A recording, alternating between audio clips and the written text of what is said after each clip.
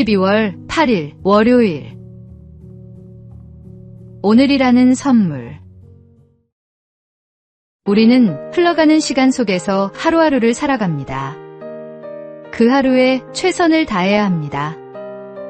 1년의 가치를 알고 싶다면 학점을 받지 못한 학생에게 물어보십시오. 한 달의 소중함을 알고 싶다면 미숙아를 품에 안은 어머니에게 물어보십시오. 한 주의 가치는 신문 마감에 쫓기는 편집자들이 가장 잘 압니다. 한 시간의 무게는 사랑하는 일을 기다리는 사람에게 물어보면 됩니다. 1분은 열차를 놓친 사람에게, 1초는 사고를 가까스로 피한 사람에게, 그리고 1000분의 1초의 소중함은 은메달에 머문 선수에게 물어보십시오. 모든 순간에는 그만의 이유와 가치가 있습니다. 지금 당신이 함께하는 이 시간도 마찬가지입니다. 소중한 사람과 나누는 대화, 한 모금의 커피, 그 모든 것은 되돌릴 수 없는 선물입니다. 시간은 누구도 기다려주지 않습니다. 어제는 이미 지나간 이야기이고 내일은 아직 오지 않았습니다. 그러니 오늘이야말로 하나님이 주신 현재이자 선물입니다. 오늘의 삶을 허투루 보내지 마십시오. 당신의 오늘이 누군가에게는 평생의 위로가 될지도 모릅니다. 오늘의 말씀. 너는 내일 일을 자랑하지 말라. 하루 동안에 무슨 일이 일어날는지 내가 알 수 없음이니라. 오늘의 만나. 하나님이 우리에게 주신 가장 확실한 시간은 지금 이 순간입니다. 오늘을 감사함으로 살아내는 것이 진정한 지혜입니다.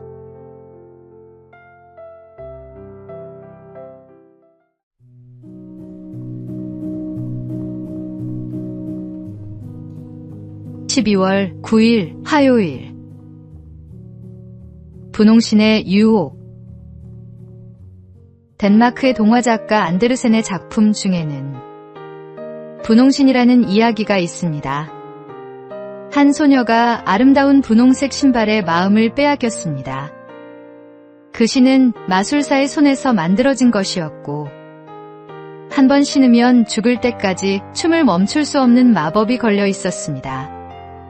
소녀는 처음엔 기쁘게 춤을 추었습니다. 사람들의 부러운 시선이 즐겁게 느껴졌고 분홍신을 신은 자신의 모습이 너무나 사랑스러워 보였습니다. 하지만 그 춤은 곧 그녀를 괴롭게 만들었습니다. 분홍신은 가시덤불 속으로, 어두운 계곡으로 그녀를 끌고 갔습니다. 결국 온몸이 상처투성이가 되었고 그 신발에서 벗어나기 위해 그녀는 자신의 발목을 잘라야 했습니다. 예수님께서는 죄를 짓게 하는 손이나 발은 찍어버리라고 말씀하셨습니다. 죄는 분홍신처럼 겉보기에 늘 아름답고 매혹적으로 다가옵니다. 그러나 그 끝은 자유가 아닌 속박이며 결국 생명을 잃게 만듭니다. 오늘도 우리 앞에는 수많은 분홍신이 놓여 있습니다. 눈길을 끄는 유혹, 달콤한 제안, 잠시의 쾌락, 그 속에 숨은 사슬을 알아차릴 수 있는 눈이 필요합니다. 오늘의 말씀. 만일 내 오른손이 너로 실족하게 하거든 찍어 내버리라. 내 백체 중 하나가 없어지고 온 몸이 지옥에 던져지지 않는 것이 유익하니라. 오늘의 만나. 아름답게 보이는 것이 모두 선한 것은 아닙니다. 주님의 빛 아래서 진짜와 가짜를 분별하는 지혜를 구하십시오.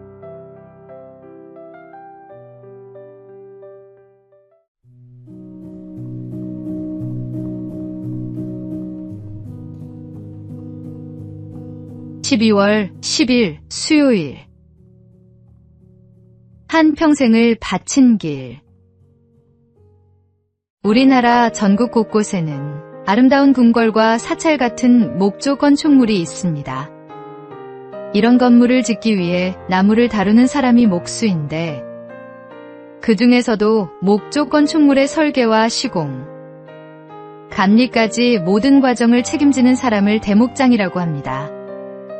대목장은 다양한 건축 기법과 기술을 종합적으로 습득해야 하는 만큼 수십 년에 걸친 현장 경험과 배움을 통해 완성됩니다. 최근 우리나라에서 25년 만에 새로운 대목장이 탄생했습니다. 김영성, 이광복, 조재량 씨가 그 주인공입니다. 1977년 스승에게 입문한 김 씨. 수십 년 동안 대목장 기술을 전수받은 이 씨.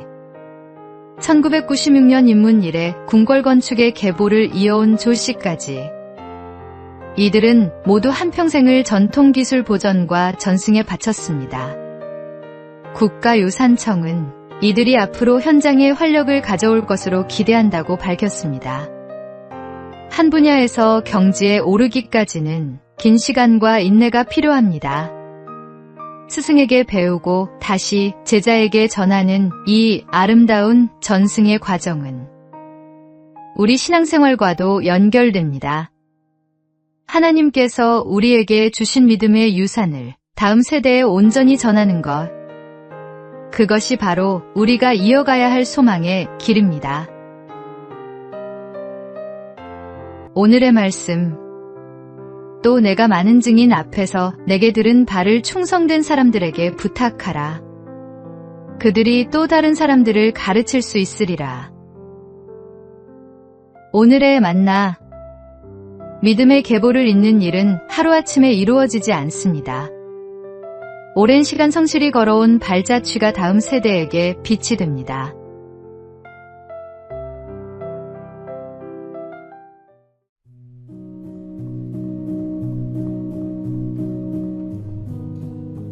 (12월 11일) 목요일.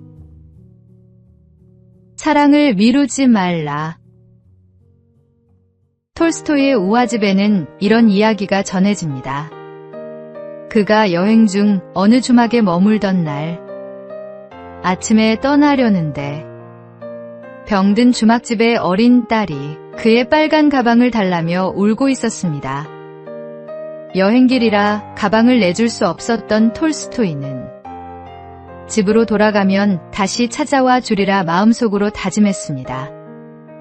며칠 뒤 그는 약속을 잊지 않고 가방을 들고 주막으로 되돌아왔습니다. 그러나 이미 아이는 세상을 떠난 뒤였습니다. 톨스토이는 깊은 슬픔 속에 아이의 무덤을 찾아가 가방을 놓고 묘비에 이렇게 새겼습니다. 사랑을 미루지 말라. 누군가에게 무엇을 주거나 따뜻한 말을 건네거나 작은 행동 하나를 하려 할 때, 그때가 바로 그 시기입니다. 다음에 하지라며 미루는 순간 그 기회는 다시 오지 않을지도 모릅니다.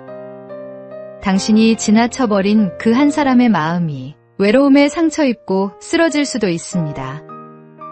오늘 하루 톨스토이의 후회를 마음에 새기며 사랑의 지각생이 되지 않기를 다짐해 봅시다. 지금 이 순간 사랑을 행동으로 옮기십시오. 오늘의 말씀. 내 손이 선을 베풀 힘이 있거든 마땅히 받을 자에게 베풀기를 아끼지 말며 내게 있거든 이웃에게 이르기를 갔다가 다시 오라. 내일 주겠노라 하지 말며. 오늘의 만나. 사랑은 언제나 지금입니다. 미루어둔 사랑은 결국 사랑이 아니라 후회가 됩니다.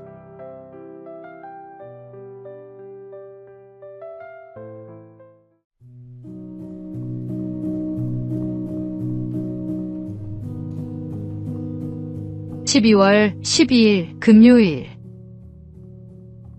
탐욕이 무너뜨린 왕국. 샘 뱅크먼프리드. 한때 세계에서 가장 주목받던 젊은 기업가였습니다. 암호화폐 거래소 FTX를 설립하고 세상을 바꾸겠다는 이상을 내세워 수십억 달러의 자산을 쌓았습니다. 그의 말 한마디는 시장을 흔들었고 수많은 투자자들이 그를 혁신의 아이콘으로 추앙했습니다. 하지만 영광은 오래가지 않았습니다. 거대한 성공 뒤의 숨은 탐욕은 결국 그를 삼켰습니다. 고객의 자금을 개인 용도로 돌려 쓰고 재물을 속이며 그는 점점 진실로부터 멀어졌습니다. 그리고 2022년 FTX는 하루아침에 붕괴했습니다. 그토록 화려하던 왕국은 사라졌고 젊은 억만장자는 쇠창살 뒤에 서게 되었습니다.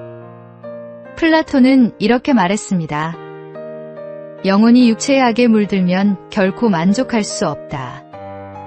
그의 말처럼 아무리 많은 부와 권력을 쥐어도 욕망이 영혼을 덮으면 평안은 사라집니다.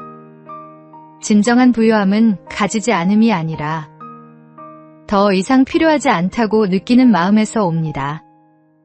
주님 안에 머무는 영혼만이 진짜 자유를 누릴 수 있습니다. 오늘의 말씀. 돈을 사랑함이 일만 악의 뿌리가 되나니 이것을 탐내는 자들은 미혹을 받아 믿음에서 떠나 많은 근심으로써 자기를 찔렀도다. 오늘의 만나. 많이 가진 것이 아니라 족한 줄 아는 것이 진정한 부입니다. 하나님 안에서 만족을 배우십시오.